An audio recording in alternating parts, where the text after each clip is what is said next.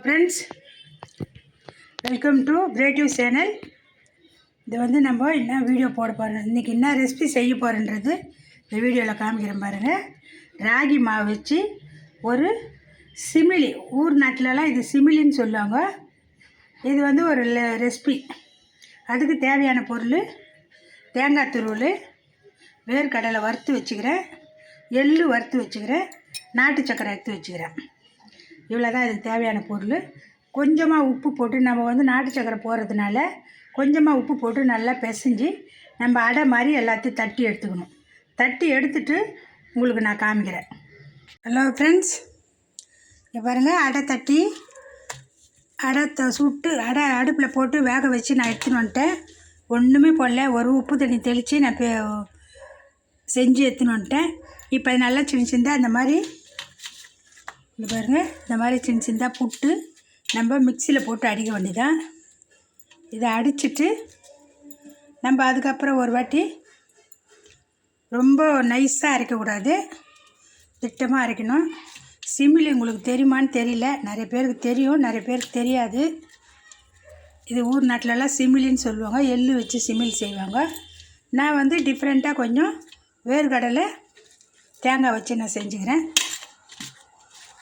இது வந்து இந்த மாதிரி எல்லாத்தையும் பொடியாக புட்டு எடுத்துக்கின்னு நம்ம இந்த மாதிரி மிக்ஸி ஒன்று எடுத்து இந்த மாதிரி பெரிய மிக்ஸாக எடுத்து இதில் போட்டு கொஞ்சம் கொஞ்சமாக நம்ம ஒன்றும் கொஞ்சமாக அரைச்சி எடுத்துகிட்டு நான் எல்லாத்தையும் ரெடி பண்ணி உங்களுக்கு காமிக்கிறேன் பாருங்க.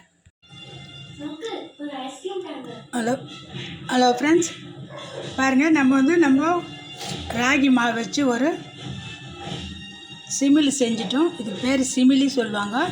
நல்லாயிருக்கும், இது செஞ்சு சாப்பிட்டு பார்த்து. ஃபுல்லுன்னு பார்க்காதவங்க இந்த வீடியோவில் நான் சொல்கிறேன் பாருங்கள். வேர்க்கடையில் வறுத்து தோல் நீக்கி வச்சுக்கணும். எள்ளு கல் இல்லாமல் கழுவி காய வச்சு அதை வறுத்து தனியாக வச்சுக்கணும். தேங்காய் திருவல் வந்து கருப்பு தோல் எடுத்துகிட்டு அதை திருவி ஒரு கப்பு வச்சுக்கணும். எல்லாத்துலேயும் ஒரு கப்பு. இது வந்து ஒரு அரை கிலோ மாவு இருக்குன்னு வச்சுக்கோங்க. இந்த கெவுர் மாவு வந்து அரை கிலோ மாவு.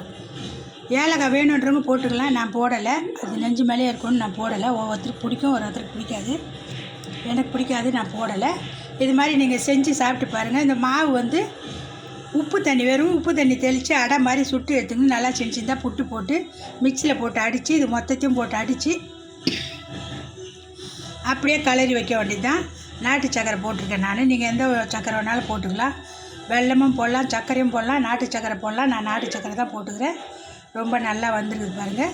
நீங்களும் செஞ்சு சாப்பிட்டு பார்த்துட்டு இந்த வீடியோ எப்படி இருக்குன்னு நீங்களும் கமெண்ட் பண்ணுங்கள், லைக் பண்ணுங்கள், சப்ஸ்கிரைப் பண்ணுங்கள், பெல் பட்டனை கிளிக் பண்ணுங்கள். நான் போடுற வீடியோ ஒன்று வரும். ஃப்ரெண்ட்ஸுங்கெல்லாம் ஷேர் பண்ணுங்கள். என்னோடய வீடியோ பார்க்குறவங்களுக்கு எல்லாேருக்கும் வணக்கம்.